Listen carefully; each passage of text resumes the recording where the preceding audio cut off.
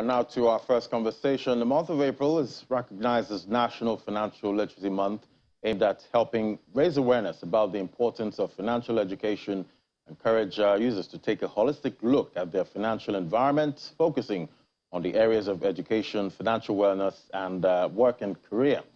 Personal finances at home and new investments are also in focus. To break it down, we have Oluwatosin Olasende, founder, Money Africa, joining us on the program. Good morning. Hi, good morning. How are you? I'm fine. Great to have you. Well, it's Financial Literacy Month. Tell us the significance, of this, month set aside for awareness on financial education.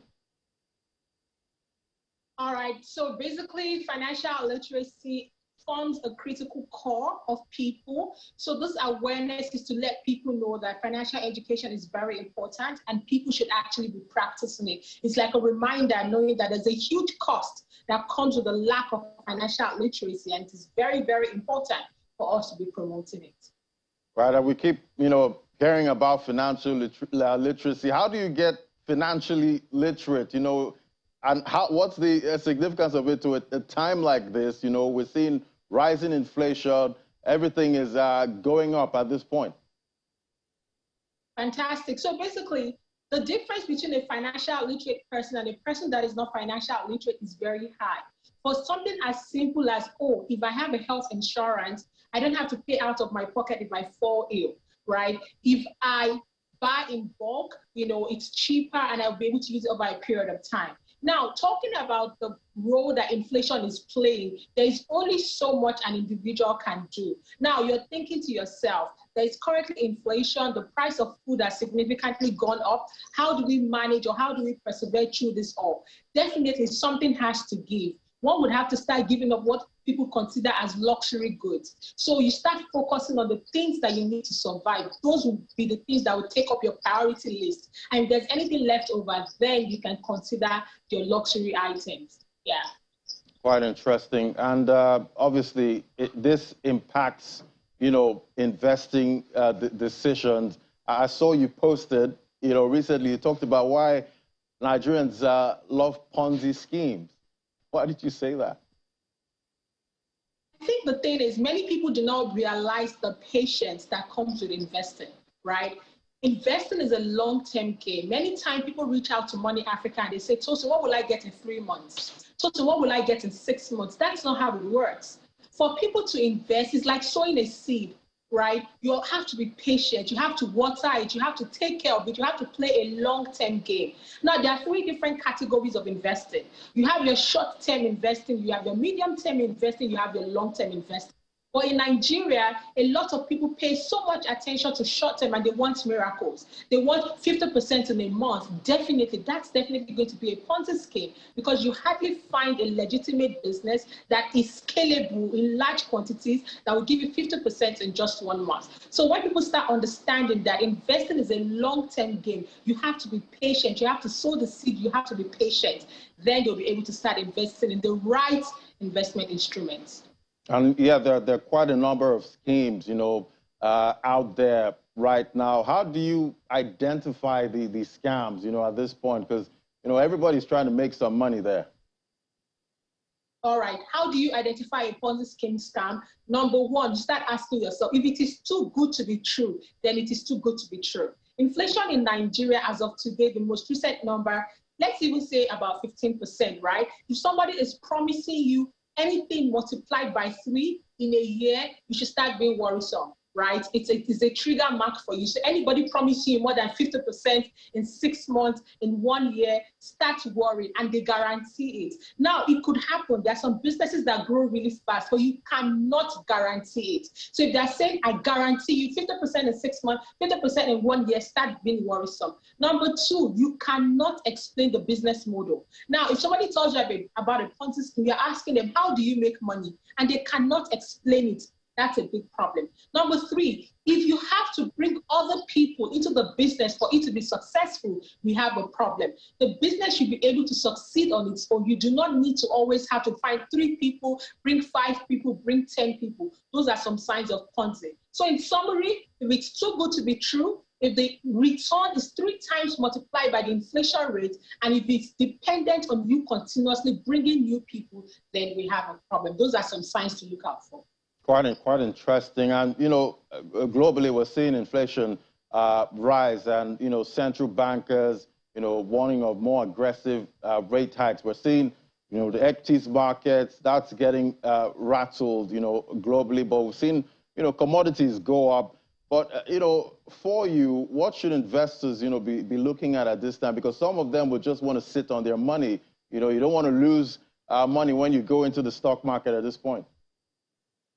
Fantastic. Whenever a market is going through crisis like that, people always they pull back, right? And that's why whenever you see the market is being turbulent, many people invest in safe instruments like gold, right? Many people go towards safety because the market is turbulent. They don't know what's going on. They'd rather just sit back. So my advice to a lot of people is, number one, think long term, right? Many people underestimate what's going to happen in 10 years and overestimate what's going to happen in 1 year. So we always advise our community members, people that join Money Africa, that play a long-term game. Do not be too worried about what's happening today. Be thinking about the next 5 years. Look for how to smoothen out your investment.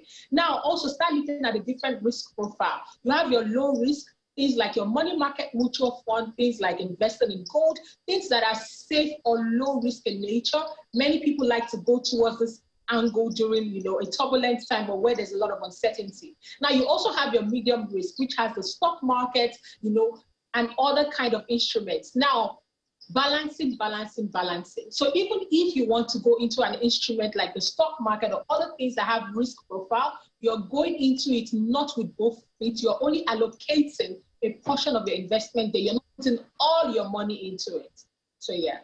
But for you, what's the best portfolio mix, at a time with so much uncertainty?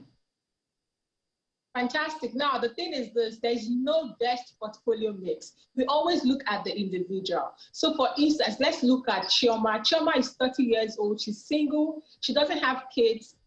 She does not have a lot of family burden. Chioma, in this case, can take a little bit of risk, right? She's young.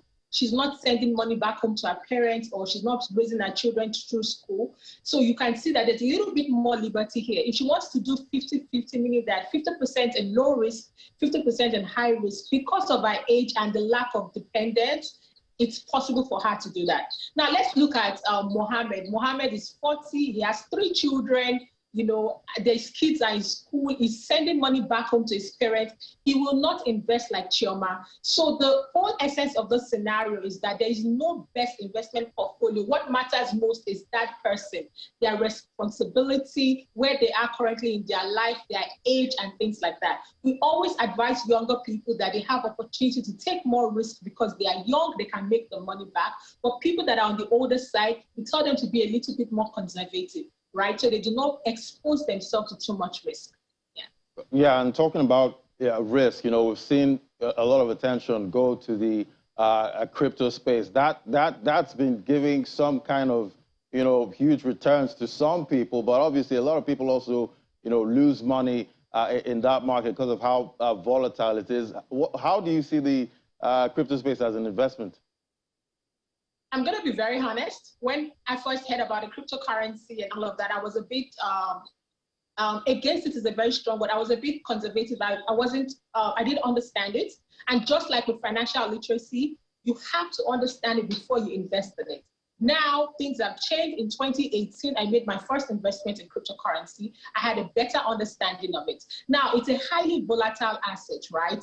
And there are some good projects there, and there are also some faulty projects there. There are many cryptocurrency projects that go short, within a year. They take people's money and then they disappear. So you have to do a lot of things like due diligence. Are you also sticking to the bigger names like your Bitcoin, Ethereum, and all these other bigger projects than the smaller ones? And even if you want to go into it, again, with risk, you have to ask yourself, how much am I willing to part away? This is a highly risky, this is a volatile market. So how much am I putting into it? Somebody can say, I want to expose 5% of my portfolio in cryptocurrency. Another person can say, I want to put in 25% of my portfolio in cryptocurrency. The biggest mistake that a lot of investors make is they're either taking too much risk or they're taking too little risk. So we always advise, do everything with caution, do not overly expose yourself to just one instrument. So in summary, cryptocurrency is here to stay. Do your research and do not overly expose yourself. I always tell people, if you have 100 naira and somebody comes and take 5 naira from you, will you lose sleep over it? It will pain you, but you will not lose sleep. But imagine you have 100 naira, somebody comes and boxes you and they take 80 naira away from you. Of course, you'll be upset. You won't be able to sleep. That's like 80% of your entire money. So that's how you actually consider these things. Yeah, and, still looking at that space, another segment is growing, the metaverse, space. You're seeing digital lands, digital art. And, I'm wondering, is this a viable investment? Okay, so how does investment work? It's very interesting. It is demand and supply. Every time there's a demand and supply for a market, that market is going to exist. Can you remember during lockdown when we had those pallbearers from Ghana carrying the coffin and dancing, and it went viral? They were able to sell the NFT of that video for $1 million US. How did they do that? They did it on NFT. Who would have thought 5 years ago that somebody would be able to sell a short, less than 1 minute video of people carrying a coffin dancing for $1 million? So as long as there is a demand and supply, that market is going to continue to exist. It will stop to exist if there are not going to be players there. So if there's a supply and nobody's demanding for it, then we are going to see that place crash. And really, that's what's going to determine if the metaverse is going to be here to stay or not. So it all depends on demand, okay, at this point. But all right, let's look at something else. Now some people not familiar with the financial world, they have to choose quite a number of financial products that should suit them. But we also see that people normally go with what's in, what maybe their parents use. What's your advice for someone like that? My number one advice, and many people underestimate it, is financial literacy. It's until when people have gotten burnt that they start stepping back. Let me give you a good example. A person is retiring. All their life, they've been a teacher. They receive their pension, and immediately they put it into a business. They understand nothing about it. Of course, it's going to crash. So many people go into businesses, many people make investment decisions without understanding it. The knowledge is very important. So instead of that rush, step back, understand it. For instance, what is a money market mutual fund? You need to be able to understand how it works. A money market mutual fund consists of low-risk instruments, things like treasury bills, government bonds. The aim is for it to preserve your money. The returns on it might not be high enough to cover inflation, but you can sleep at night, your money is safe. Everybody investing in any financial instrument should be able to explain it as simply as I explained the money market instrument. Now, when people start understanding what they are investing in, they're able to make better decisions. They can tell themselves, I don't like risk.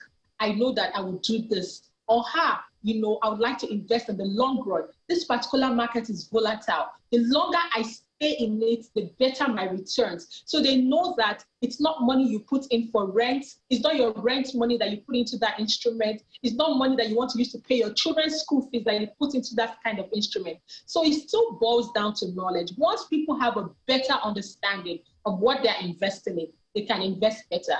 However, there's a template that we usually try to explain to people. Worst case scenario, you can put 50% of your money in low risk assets, things like high savings assets, high yield savings assets, things like money market mutual fund. It's low risk. You can also put like 25% into things like global shares. Yes, you can access global shares now from Nigeria. You can invest in ETFs, while you can also put another portion, say 10%, into high-risk investment. So there are different ways to go about it, thinking of things like age, where currently I'm dependent, and amongst others. But the education is a good place to start. Once you have the education, you make a better decision.